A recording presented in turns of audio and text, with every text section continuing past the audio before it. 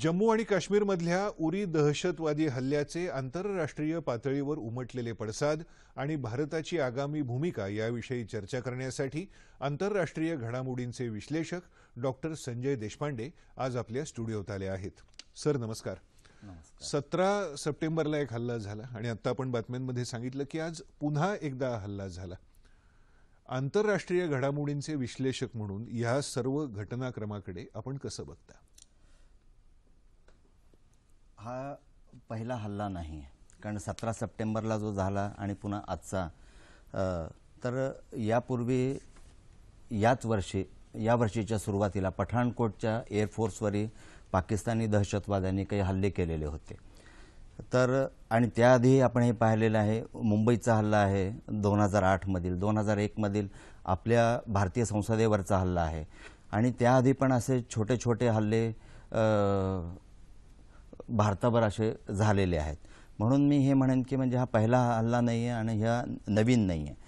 तर याच्यातून एक गोष्ट निश्चित अशी सांगावीशी वाटते की म्हणजे प्रत्यक्ष नियंत्रण रेखा ओलांडून थेट लष्करी तळालाच लक्ष्य करणे हे राष्ट्रीय सुरक्षा धोक्यात आहे, याचंच एक द्योतक आहे।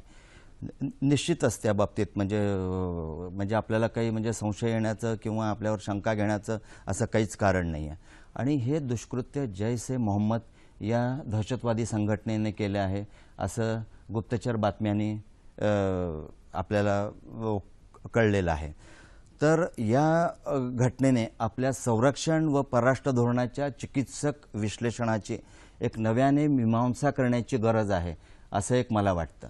आणि शेवटी एक असं पाहिलेलं आहे की आपल्याकडे दहशतवादी हल्ले जे झालेले आहेत त्याची सुरुवात भारताच्या स्वातंत्र्यापासूनच झालेली आहे।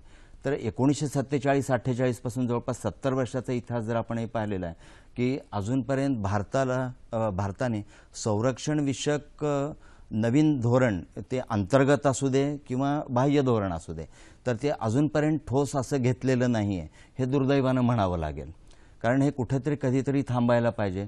लोकांचा जीव जो आपण धोक्यात ठेवून किंवा देशाची सुरक्षा पणाला लावून आपण असं किती दिवस केलं पाहिजे? शेवटी लोकक्षोभ जो होतोच, प्रक्षोभ होतोच, तर त्याला कुठेतरी एक राहिलं पाहिजे। आणि ही मला वाटतं या सरकारने आता हे निश्चितच हे पावलं उचलतील आणि होतील। एक आंतरराष्ट्रीय राजकारणाचा आणि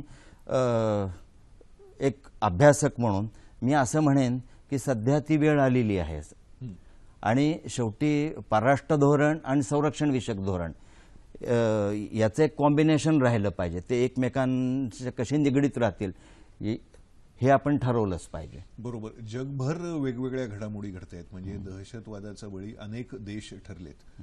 तर आंतरराष्ट्रीय पातळीवर या हल्ल्याचे परिणाम कसे झाले आहेत, तुम्ही काय सांगाल? हेच असं म्हणतो की म्हणजे जगामध्ये फक्त भारतातच असे हल्ले झालेले नाही आहेत। अमेरिकेमध्ये झालेला हल्ला 2001 मधील तो एक भयानक होता। त्यानंतर रशिया, चीन, आपण हे पाहतो आफ्रिकेमध्ये, फ्रान्समध्ये झालेले हल्ले, तर हे सुद्धा खूप मोठ्या प्रमाणात झालेले आहेत। तर म्हणून मग शेवटी एक गरज अशी वाटते की म्हणजे आंतरराष्ट्रीय दहशतवाद म्हणजे तो एक दहशतवाद तसा राहिला नाही, त्यांनी एक आंतरराष्ट्रीय स्वरूप असं धारण केलेलं आहे। तर त्याचा कुठे ना कुठे आपण बिमोड केला पाहिजे आणि त्याच्यासाठी सर्व देशांनी एकत्र येण्याची गरज आहे। भारत, रशिया आणि चीन यांच्या भूमीतूनच दहशतवाद हा येतो आहे। अमेरिकेवर जो झालेला हल्ला होता तो एकमेव होता, भयानकच होता, परंतु तो परदेशातून आलेल्या दहशतवाद्यांनी केलेला होता। परंतु आंतरराष्ट्रीय दहशतवादाचं आणि ते जे खतपाणी इतर देशातल्या दहशतवाद्यांना देत आहेत, म्हणजे अंतर्गत जे दहशतवादी आहेत, तर त्याचा सुद्धा बिमोड प्रत्येक राष्ट्राने केला पाहिजे। रशियाने अशी भूमिका घेतली की आम्ही पाकिस्तानला पाठिंबा देणार नाही आणि त्यांनी त्यांची भूमिका स्पष्ट केली की त्यांनी संयुक्त लष्करी सराव जो होता पाकिस्तानबरोबरचा तो तत्काळ रद्द केला याचा निषेध म्हणून। चीननी याचा निषेध केलाय। आता आपण बघितलं की श्रीलंकेच्या राष्ट्राध्यक्षांनी पण आपल्या पंतप्रधानांना फोन करून पाठिंबा दिला, म्हणजे त्याची चौकशी केली। ह्या सगळ्या वेगवेगळ्या देशांची जी भूमिका आहे याचा पाकिस्तानवर काय परिणाम होण्याची शक्यता आहे? आजच आपण हे पाहिलेलं आहे की अमेरिकेचे परराष्ट्र मंत्री केरी, त्यानंतर रशियाच्या राष्ट्राध्यक्षांनी काल आपल्या पंतप्रधानांनी सांगितलेलं आहे, चीननी सुद्धा कठोर भूमिका या बाबतीत घेतलेली आहे. कारण त्यांना या सर्व देशांना वाटते की त्याचे लोण त्यांच्या देशामध्ये जाऊ नयेत. म्हणून भारताला त्यांनी पाठिंबा तर दिलेलाच आहे. तो पाठिंबा आणि आपण घ्यायला हवा. तर ह्याच्यातून एक हे झालं पाहिजे की म्हणजे या 3 बड्या देशांनी अमेरिका, रशिया आणि चीन पाकिस्तानला एक वेगळं पाडण्यात आणि त्यांची ही भूमिका आहे. म्हणजे ती भारताला निश्चितच फायदेशीर आणि पूरक ठरेल. पाकिस्तानला पण वेगळं कसं पाडूयात.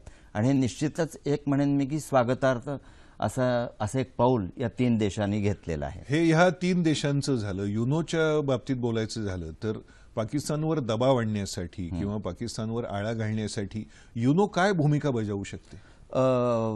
युनोच्या सिक्युरिटी काउन्सिलमध्ये, सुरक्षा परिषदेमध्ये आणि नंतर जनरल असेंब्लीमध्ये, आमसभेमध्ये सुद्धा याच्यावर चर्चा निश्चित होणार. कारण भारत हा प्रश्न उचलणारच. आपले परराष्ट्रमंत्री लवकरच आमसभेमध्ये भाषण करतील आणि त्यावेळेस हा मुद्दा निश्चित उचलला जाईल. आपण दरवेळेस असं उठवलेला आहे तो.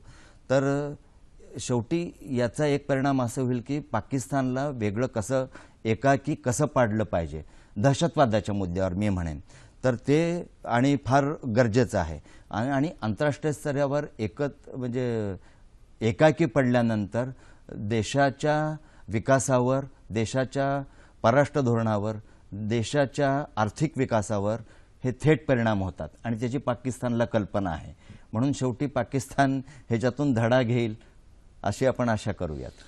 एक शेवटचा पण महत्त्वाचा प्रश्न आज माध्यमांमध्ये किंवा सर्वसामान्य जनतेमध्ये आपण मुद्रित माध्यम असतील, इलेक्ट्रॉनिक असतील किंवा सामान्य नागरिक असतील, सगळ्यांच्या मनात असं आहे की एकदा होऊन जाऊ दे. देशपांडे सर, युद्ध हे यावरचं उत्तर आहे का हो? मी तर म्हणेन युद्ध कधीही कशावर उपाय राहू शकत नाही. म्हणून पाकिस्तानला आणि आपल्याकडे शस्त्रास्त्र साठा मोठा आहे तसा पाकिस्तानकडे सुद्धा मोठा आहे. आणि युद्ध जर आपण करायला घेतलं, भूमिका अशी घेतली की, कारण म्हटलं जातं, अनेक लोक म्हणतात, तरुण रक्त आहे ते म्हणतात की शेवटी कुठे ना कुठे एकदा हे संपवायला पाहिजे.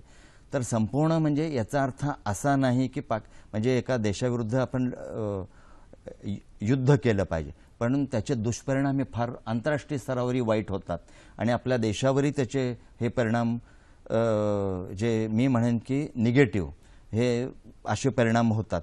म्हणून या संदर्भामध्ये की राजनैतिक स्तरावरच आपण, मी म्हणेन की उपाय मला विचारला तुम्ही, तर मी एकच असं सांगेन की राजनैतिक स्तरावरच आपण असे प्रयत्न केले पाहिजेत. पहिला जो आहे, पाकिस्तानशी राजनैतिक संबंध एकदम तोडावेत. आपल्या हायकमिशनरला, उच्चायुक्तांना परत बोलवावं. पाकिस्तानबरोबर एकदम व्यापार बंद करावा, तो एक आहे.